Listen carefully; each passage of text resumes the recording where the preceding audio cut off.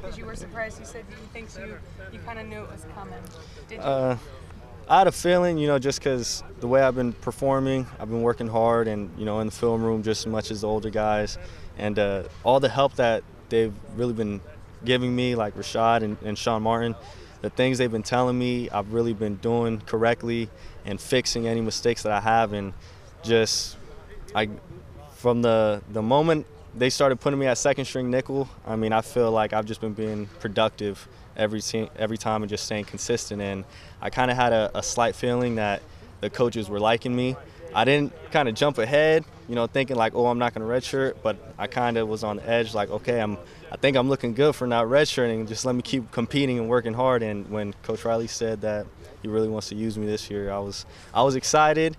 I kind of held it in. I had to hold my composure. But, after I was done, I got my little excitement. Did you call your family? Did you tell Rashad right away? Like, who got to experience the excitement you were feeling? The first person I called was my dad. So I called him first, and after that I called my mom. What did they say? My dad, he's the calm one, so he was like, oh, all right, good job, just keep it up, this, that. And my mom, she's the excitement one, so she was the one that, got a little emotional and all that. But after that, I just went down the line with my brothers, and then I let Rashad Reynolds know at night and just told him how much I'm looking forward to playing with him and having the honor to being teach by him and learn from him.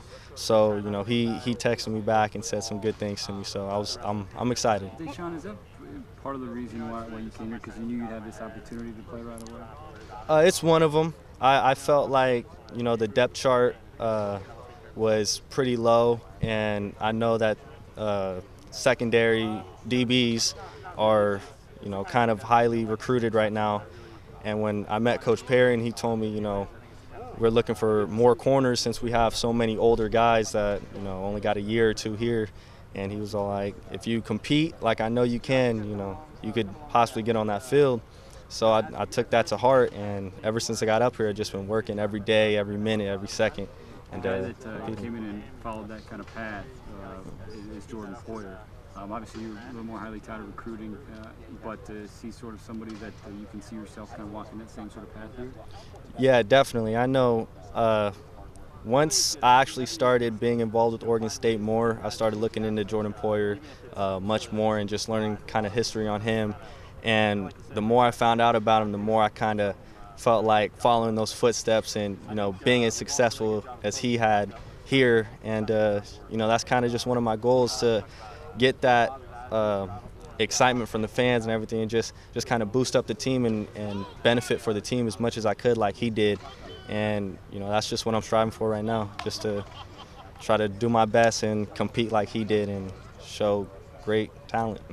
What's the most valuable thing you've learned from Rashad and some of the other older corners?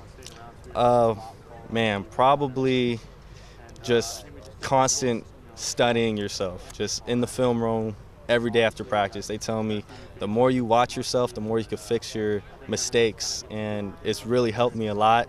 I've always been a film junkie. I always loved to watch film, but just with them telling me that, I didn't watch too much film on myself. I always watched, game film on opponents. But once I got up here and them telling me watch yourself as much as you can every day, evaluate yourself, and I've been doing that, and I really have seen a positive result from that, and I thank them so much for that, and just all the help they've been giving me too. Rashad and Sean both watch film with me, and they both study me, and they tell me everything that I'm doing wrong and tell me what I'm doing right and what I have to fix and what I don't have to fix. So all the DBs said last year that when Coach Perry came on staff, they were blown away by his knowledge. You can point out the tiniest thing in film that'll make a huge difference on the field. In the short time that you've been here, have you noticed the same thing? Are you kind of swimming in information? Definitely. I mean, he's a great guy. He just knows so much, and it's like he'll tell you one little thing that you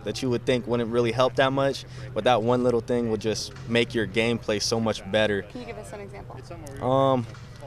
I'd probably say one thing that he's told me that I never really did was just stay in your back pedal a little longer and don't kind of freeze up when they get too close. Just be confident in yourself, and it's just something that you know, a lot of people say, and just when he told me it, I just felt like I could trust his word, and now I'm starting to be more patient on my back pedal and making plays. So, I mean, it's just little things like that, just quick little things. Be patient, and that little thing can make, you know, my gameplay so much better.